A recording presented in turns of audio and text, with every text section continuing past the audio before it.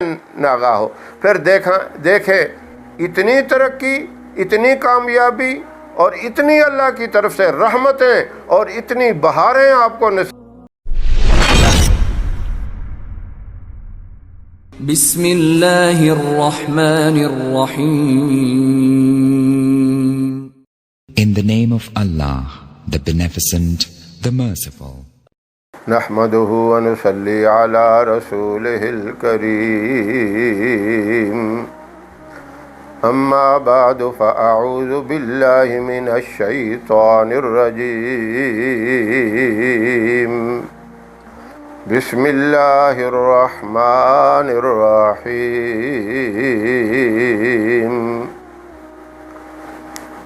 محترم سامعین و ناظرین، اس وقت میں آپ سے جو وظیفہ، جو ایک مبارک عمل شیئر کرنا چاہتا ہوں، وہ صرف ایک ہی کام کے لیے ہے، ایک ہی مقصد کے لیے ہے. وہ مقصد کیا ہے؟ وہ کام کیا ہے؟ وہ کام یہ ہے گھر سے تنگ دستی کو دور کرنا، خوشحالی کو پیدا کرنا، مالی تنگی کو دور کرنا. یہ کام ہے. مالی حالات کی وجہ سے کچھ لوگ پریشان ہوتے ہیں. وہ پریشانی کاروبار میں ہو، کوئی مزدور کرتا ہے اس کی مزدوری کے معاملے میں ہو، کوئی بزنس کرتا ہے اس معاملے میں پریشانی ہو، یا کوئی پرائیویٹ ملازم ہے اس معاملے میں پریشانی ہو، گورنمنٹ جاب کرتا ہے اس میں پریشانی ہو. ہزاروں معاملے اس میں ہو جاتے ہیں. گورنمنٹ جاب تو ہے لیکن اس کی تنخواہ میں کوئی مسئلہ بن جاتا ہے، یا بونس وغیرہ جو ملتے ہیں اس میں کوئی پریشانی بن جاتی ہے.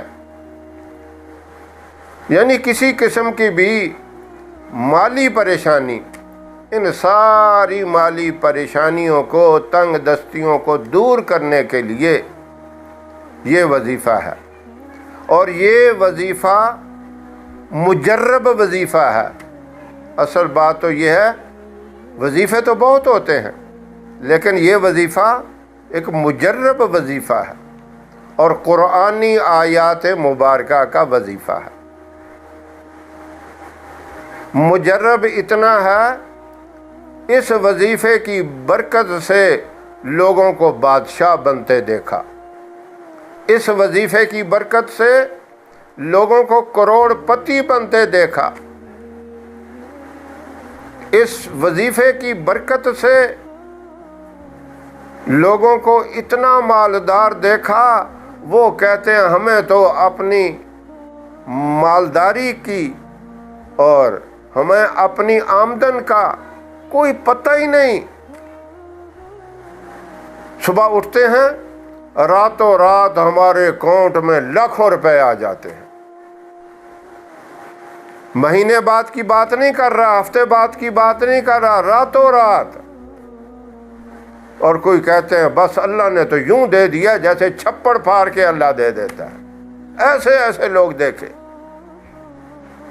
لیکن یہ وظیفہ کرنا یقین کے ساتھ ہے. بے یقینی سے کچھ بھی نہیں ہوتا. دیکھو، بے یقینی سے سارا قرآن بھی پڑھ لو نا، آپ کو کوئی فائدہ نہیں ہوگا. صرف یقین سے ایک آپ نے پڑھ لیا بسم اللہ الرحمن الرحیم، کام بن جائیں گے. اس کی ایک مثال سن لیں. خلیفہ ہارون الرشید سب نام سے واقف ہیں، جانتے ہیں. بہت بڑا حکمران، عادل بادشاہ تھا، نیک دل بادشاہ تھا. سر میں درد رہتا تھا اس کے. جب اس کے سر میں یہ تکلیف ہوئی وقت کے جو جید عالم تھے، اللہ والے تھے، ان سے کہا کیا آپ کے پاس میری اس تکلیف کا کوئی حل ہے، کوئی اس کا علاج ہے؟ انہوں نے کہا ہاں میرے پاس اس کا حل ہے، اس کے پاس اس بیماری کا، اس تکلیف کا میرے پاس علاج ہے۔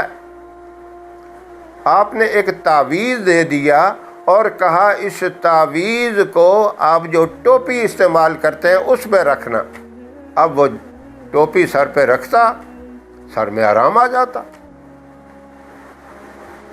وہ حیران ہو گیا، کافی دن گزر گئے، اس نے سوچا کہ یہ کیا اس کے اندر طاقت ہے ایسی عجیب قسم کی، میں ٹوپی سر پہ رکھتا ہوں تو ایک دم اللہ تکلیف میری دور کر دیتا ہے، شفا مل جاتی ہے۔ ایک دن اس کے دل میں خیال آیا چلو میں اس کو کھول کے دیکھتا ہوں۔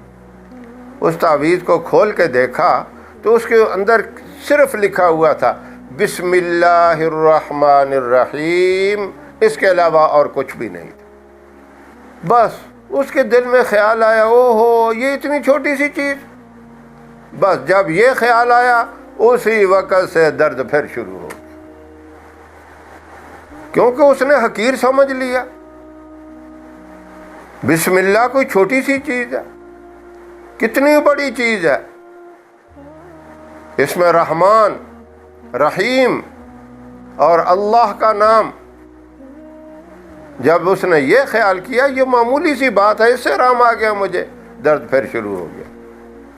اب یہ بات بتانے کا، یہ واقعہ بتانے کا مقصد یہ ہے کہ میں اس وقت جو عمل بتانے لگا ہوں اس کو آپ نے حقیر نہیں سمجھنا، معمولی نہیں سمجھنا، چھوٹا نہیں سمجھنا، اس لیے کہ آسان سا ہے، مختصر سا ہے۔ کہیں آپ کے دل میں خیال آ جائے او ہو اس سے کیا ہوگا، بس پھر کوئی فائدہ نہیں ہوگا۔ میں نے اس لیے یہ آپ کو بات بتا دی، پورے یقین کے ساتھ آپ نے یہ عمل کرنا ہے۔ اور توجہ سے سن لے، عمل کیا ہے؟ عمل ہے سورہ قریش کا۔ اب سورہ قریش آپ نے کیسے پڑھنی ہے؟ ہر نماز کے بعد پوری نماز آپ جب پڑھ لیں، سنت، نفل، تمام پوری مکمل نماز پڑھ چکے، اپنے وظائف جو آپ کے معمولات ہیں وہ بھی کر لیں، اور آخر میں آپ اول آخر ایک دفعہ درود شریف پڑھ کے 7 مرتبہ سورہ قریش پڑھیں۔ لیکن اس صورت کے اندر آخر میں جو لفظ آئیں گے من جوع و آمنہم من خوف، اس میں آپ نے جو آپ کے اوپر تنگ دستی ہے کسی وجہ سے، کاروبار کی وجہ سے یا آپ کے کوئی جاب کے معاملے میں پریشانی ہے، کوئی دفتری معاملہ ہے، پرائیویٹ یا سرکاری جاب کیسی بھی ہے، کوئی بھی اس میں پریشانی اور رکاوٹ ہے، اس کا تصور آپ نے رکھنا ہے ان الفاظ کے اوپر، من جوع و آمنہم من خوف۔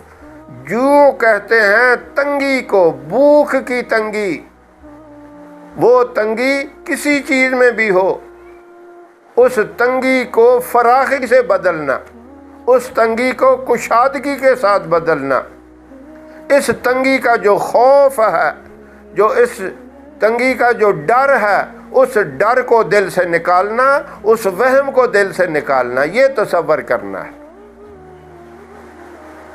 کیا تصور کرنا ہے؟ اچھی طرح سمجھیں، یہ عمل سب نے کرنا ہے، مرد حضرات بھی اور میری محترم مائیں، بہنیں، بیٹیاں سب کر سکتی ہیں۔ یہ نہیں کہ گھر کا ایک آدمی کرے کہیں سب بری و ذمہ ہو گئے، نہیں، سارے کریں، نماز کی پابندی کریں اور نماز کے بعد یہ عمل کریں۔ اول آخر درود ابراہیم ایک دفعہ پڑھ کے 7 مرتبہ سورہ قریش مکمل پڑھیں، من جوع و آمنہم من خوف کے اوپر دل سے تمام قسم کے ڈر، شکوک، شبہات، خوف یہ نکال کر آپ تصور رکھیں کشادگی کا، برکت کا، کامیابی کا۔ یہ تصور رکھ کے آپ یہ عمل کریں، ہر نماز کے بعد کریں، چند دن عمل کریں گے تو انشاءاللہ آپ دیکھیں گے کہ دن اور رات ایسے بدلتے جائیں گے، دن دگنی اور رات چگنی ترقی آپ کو نصیب ہوتی جائے گی۔ آپ کو کامیابی نظر آئے گی، فائدے اس کے نظر آئیں گے، چند دنوں کے اندر فائدے نظر آئیں گے۔ لیکن آپ نے نہ نماز کو چھوڑنا ہے اور نہ اس عمل کو چھوڑنا ہے۔ ہاں، انسان کمزور ہے، خلق الانسان ضعیفا، اللہ نے خود کہا کہ انسان کمزور، میں نے اس کو کمزور پیدا کیا۔ دیکھو جو بنانے والا ہے نا وہ بہتر جانتا ہے۔ ہم ایک چیز اپنے ہاتھ سے بناتے ہیں، ہمیں پتہ ہوتا ہے اس کے اندر یہ خوبیاں ہیں، یہ خامیاں ہیں۔ اللہ نے ہمیں پیدا کیا، اللہ ہمارا خالق ہے، اللہ ہمارا مالک ہے، اللہ ہمارا رازق ہے، تو اللہ کو بہتر پتہ ہے۔ اللہ نے جو کمزوری تھی، جو کمی تھی وہ بتا دی کہ انسان کمزور ہے، تو اس کمزوری کی وجہ سے بعض دفعہ نماز ہم سے قضا بھی ہو جاتی ہے، کسی تکلیف کی وجہ سے، کسی عذر کی وجہ سے، سفر کی وجہ سے۔ آپ نے جب قضا نماز پڑھنی ہے، چھوڑنا پھر بھی نہیں ہے نماز کو، قضا کر کے پڑھنا ہے۔ اب قضا میں یہ بات یاد رکھیں، صرف فرض کی قضا ہوتی ہے، سنت نفل کی قضا نہیں ہوتی، اور عشاء کی نماز میں وتر کی بھی ساتھ قضا ہوتی ہے۔ آپ کی کوئی نماز رہ بھی جائے اس کو قضا پڑھ لیں، اور قضا کے لیے ٹائم بھی کوئی نہیں ہے، مکروہ اوقات کے علاوہ جب مرضی پڑھ لیں۔ صبح سورج جب طلوع ہوتا ہے، سورج طلوع ہوتے وقت تقریباً چند منٹ 15 منٹ ایسے ہوتے ہیں جب سورج کی سرخی ہوتی ہے، اس وقت سجدہ منع ہے، باقی قرآن کی تلاوت، ذکر و اذکار سب کچھ کر سکتے ہیں۔ اور جب سورج عین سر پہ ہوتا ہے دوپہر کے ٹائم، اس وقت بھی سجدہ منع ہے۔ جب شام کو غروب ہوتا ہے اس وقت بھی منع ہے، بلکہ عصر سے لے کر مغرب تک آپ احتیاط کریں کہ اس ٹائم میں نہ پڑھیں، باقی جس وقت مرضی آپ قضا پڑھ سکتے ہیں، کوئی ٹائم کی شرط نہیں ہے۔ قضا نماز پڑھیں گے اس کے ساتھ یہ وظیفہ بھی کر لینا ہے، تاکہ آپ کا ناغہ نہ ہو، نہ نماز میں ناغہ ہو، نہ اس وظیفے میں ناغہ ہو۔